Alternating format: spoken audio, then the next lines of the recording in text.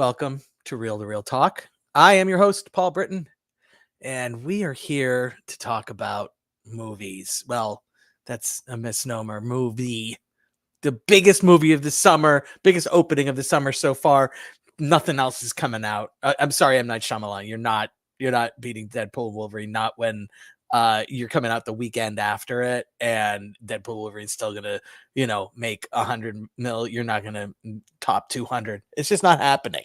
All right, it's just not happening. And look, Deadpool and Wolverine. I just want to talk about the box office real quick. And this might not interest everybody, but it made $211 million in its opening weekend. That puts it sixth all time, all movies ever. I should do this. Sixth all time, all movies ever. Top six or top five, because you know what number six is. Avengers Endgame. 350 million. We're doing domestic. International though, Avengers Endgame topped the bill for right off the bat. Spider-Man No Way Home, 260 million. That's the largest post-pandemic opening. All right. Avengers Infinity War, 257. Star Wars Episode 7, The Force Awakens, 247. Star Wars Episode 8, The Last Jedi, 220 million, and now we have Deadpool. 5 of the top 6 grossing opening weekends of all time are Disney properties. The only one that's not is Spider-Man, and it's Marvel. That was a Sony movie. Disney doesn't get anything of that, but it's crazy. Rated, it's now the highest grossing rated R movie opening of all time. Top three. Number one is Deadpool Wolverine, 211. Number two, Deadpool, 132 million. Number four, Deadpool 2, 125 million. Then It at 123 and Joker at 96. I only mentioned those next two because Deadpool Wolverine almost beats numbers 4 and 5, the non-Deadpool movies in the top 5, almost beats those two combined. That's insane. What a crazy opening. There was anybody who predicted that it says they predicted that is just lying. Liars. They're liars and their pants are on fires. It's crazy. This was the craziest thing. All right, let's talk about the actual movie. Welcome back to the theaters, everybody that was staying home until this weekend, by the way. This movie, God, when you talk about Deadpool and Wolverine, you're talking about the two best mutant characters that have been on film with, yes, I know, Patrick Stewart's not Magneto. Professor X is right behind them, and then both versions of Magneto. I'm not gonna. Fassbender and McClellan are both fucking amazing. I can't distinguish between. They're both great, but like Deadpool and Wolverine are even in front of those guys by light years, just absolute light years, and it's amazing. It really is amazing, and that they figured out a story that's doesn't completely suck and kind of makes sense. Like that's the miracle of this movie. Not that it's funny, because it's really fucking funny. I mean, when you're watching a Deadpool movie, you want the humor. You also want the just the absolute insane gore, violence, and you get and we get to see Wolverine like really go off here, and you get both of those, and then the story is pretty good too. It's not the best. Look, for me, I know there are a lot of people that like Deadpool 2 better than Deadpool 1. I'm not one of those people. Deadpool 2 is great. It's fantastic. It's amazing. I love it. But Deadpool 1 is just one of my all-time favorites. Jen and I, my spouse, have watched the first Deadpool movie like going on, probably 100 times, close to. It was absolutely just super heavy rotation for like 2 years. 2 years, just like I would say we probably for 2 years we probably watched it at least every other week, if not at once a week. And I would say more than averaged out throughout, probably more than once a week. There were definitely nights where we watched it 2 nights in a row. That's how much we loved the first Deadpool movie. It just was, remember it came out on Valentine's Day. That's the amazing thing about the first Deadpool. But this one is funnier than the first Deadpool movie. Okay. Because it's just so funny. It really is like, okay, we're going all out for the funny. And it's fun to have Deadpool part of the MCU make it, just kind of uh comeuppance or the MCU has already been knocked down a peg. It doesn't need Deadpool to do it, but Deadpool, you know, piling on after the MCU has been knocked down a peg is chef's kiss. Oh, by the way, speaking of MCU being knocked down a peg, I just want to point out Galactus announced officially as the big bad in Fantastic Four movie that's coming out. I think it's 2025. I could be 2026. I think it's 2025 though. And that's really fucking exciting. I love Galactus. Anybody who's ever read a comic book loves Galactus. So unrelated. Also, I hate the Robert Downey Jr. casting for Doom. I'm not going to get into that. I'm not going to go down that. I could slide down that for hours just alone. But okay, so amazing things about this movie are just how consistently funny it is. It's like it's really difficult to have this much action and have the plot, have the funny just constantly getting shoved in and constantly getting shoved in. It is really the apex. The Deadpool movies in general have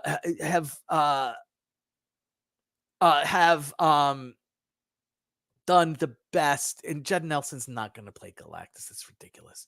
The Deadpool movies have just done the best of understanding that there is an audience and a way to do comedy and action together, and it's like we're doing it and we're going all out and we're going to be the ones that do it the best, and they really really really do it the best. And this one's no different.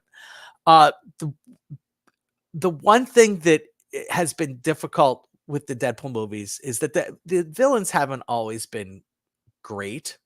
They've been good enough. In this one, that I will say, the villains don't do anything for this movie. The villains don't do this movie any favors. There's two. There's Paradox at the time, the TVA, and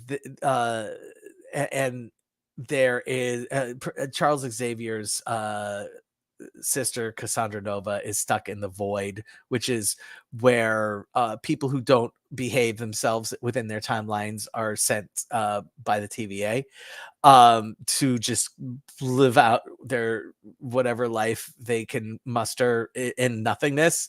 It's the void, so it's barren and a wasteland. And Cassandra Nova is just really unnecessary here.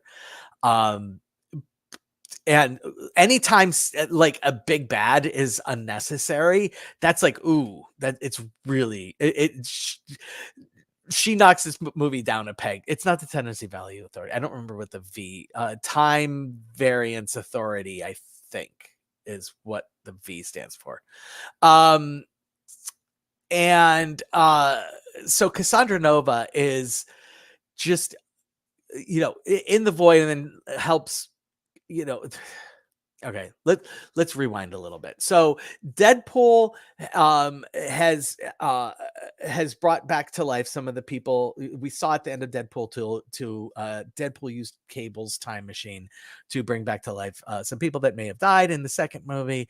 And we also see that he has used it to find his way to an Avengers timeline, to the MCU timeline, to join the Avengers, but he's rejected, and he has a hard time dealing with that, and decides he's not going to be Deadpool anymore. It's just going to be Wade Wilson, and and because of the death of Wolverine within his timeline, uh because he goes back from the MCU timeline back to his own, uh he that timeline, it turns out, is going to collapse, but the TVA is determined that Deadpool Wade Wilson can actually has a very important part to play in the sacred timeline. That's the MCU timeline, and therefore is going to be saved from the collapsing timeline. And then Deadpool's like, well, but what about my friends? And like, look, there's nothing we can do. So Deadpool decides that he's going to hop around timelines looking for a Wolverine to take place of the Wolverine that passed away. He's a I don't remember the exact term, but he's basically the central pillar figure within his timeline. And so we hop around, meet different Wolverines. That's super fun, super funny, great montage scene.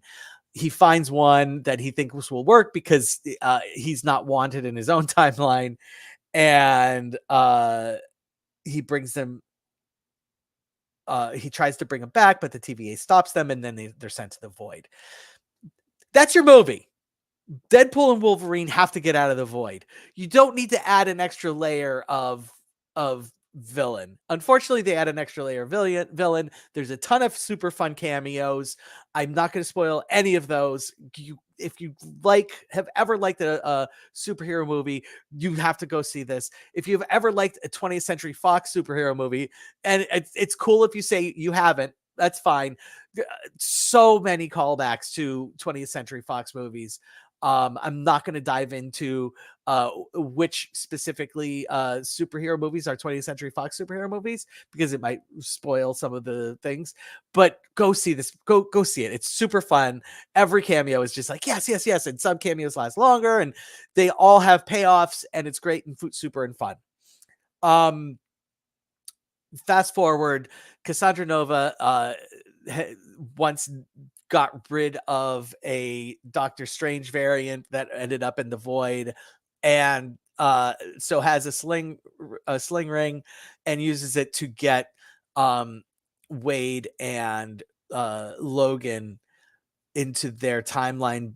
But while they're doing that, she sneaks into the TVA area to actually take control of the machine that is collapsing, the mechanism that is being used, the MacGuffin that's being used to collapse the timeline, and wants to collapse all the timelines and just make the void the thing because she's in charge of the void. I know it's convoluted, it's completely unnecessary. Just having this is difficult to get out of the void thing would have been enough. Cassandra Nova is completely unnecessary. You could still have everything go on. Anyway, here are the fight scenes of note. First, we have a hilarious fight scene up front where Deadpool is fighting some of the TVA folks because he's dug up Wolverine's bones. And that's really funny because he actually he desecrates Wolverine's grave from Logan, which was supposed to be a standalone movie. Never, it was supposed to be the end of it, but he desecrates the grave. And the inside jokety of that is really funny. There is a brief fight scene that ends rather quickly, but is still really, it was building up to something really awesome between Wolverine and Deadpool. Once they enter the void, there is a second Wolverine and Deadpool fight within the void, within a car, and it's, look, they're fucking. I mean, that's all there is to it. Sorry, pardon my French, but it's that's the best one. That is the best one by far. It's just really funny. It's it's all taking place within a car, so it's super hyper choreographed, a lot like that the opening fight scene in the original Deadpool movie. It's like that, but like just super fun with Deadpool. It's a big time callback to that. And then the last big fight scene is Deadpool and Wolverine against a whole bunch of Deadpool variants that are stuck in the void that don't want to be stuck in the void either. Um, it's is it like the Borat wrestling scene? Yes, but less dongs and thongs, just more. And it's a genuine fight. Yeah, it's just, but it's really funny the way it plays. Um, so those are the key fight scenes, and if you just go to the movie for the laughs and for the fight scenes, you're gonna, you're gonna love it. And it's super fun. And then, and for that, with the story, we're getting close to giving ranking here. For that, with the story, it's a 4 taco movie. So let's just say establish here within real to real talk, we give tacos instead of stars, and then if we decide a movie decides a little bit extra, we add guac onto the tacos. Why? Because you can't do it to half a taco, because nobody eats a half a fucking taco. So um and so where I am on this movie is, alone in a vacuum, it's a straight up 4 taco movie. Okay, this movie doesn't exist in a vacuum, though. First of all, it's the anchor to one of the best trilogies ever. And yeah, I said it. It's definitely a top 10 trilogy of all time. Don't at me. I'm not the one that made all the trilogies, okay? Godfather 3 can't be in the top 5, top 10. Why? Because the third one's shit. That's why. You have one complete total shit movie. You don't get into the top 10. I don't care that the first two are the best 1-2 punch ever. Great. Your third one's crap. So what are you going to do with that? You can't, you sit down, you watch those 3 in a row. You get to the third one, you're like, oh, I don't really fucking want to do this. That's not a good trilogy. Sorry. Anyway, Deadpool, so first, you're the anchor to an amazing trilogy. Second, you break the all-time record for rated R movies at the box office. Third, you're the 6th grossing all-time movie ever. Yeah. Okay. Fourth, you have cameos that are just so delicious and so fun. This movie, as for what it lacks, what it doesn't do well in building its plot, is what it does intelligently for building the mythology around it. And for that reason, I'm going with 4 plus guac. It really is a 4.5 star movie. If you like funny action movies, I have a hard time, if you go into the movie meaning it at its own level. I have a hard time believing anybody could go into this movie and not enjoy it. It's so fun. It's so funny. That's all I got for you today. It's so good. Please go see Deadpool and Wolverine. I know most of you already seen it. Why? Because it made $200 million. But go see it again, or this weekend, go do a double feature with M. Night Shyamalan and Deadpool. That's got to be fun, right? Sure. But yeah, go see it. It's good. Hey, reminder, I am Paul Britton. This is Real to Real Talk. I will see you next week. Hopefully I'll get to go see 2 movies, and one of them is definitely going to be M. Night Shyamalan's Trap. I'm super looking forward to that one. Not as much as I was looking forward to Deadpool and Wolverine, but hopefully you will join me again next week for that. Have a wonderful week, and I'll see you here again next week.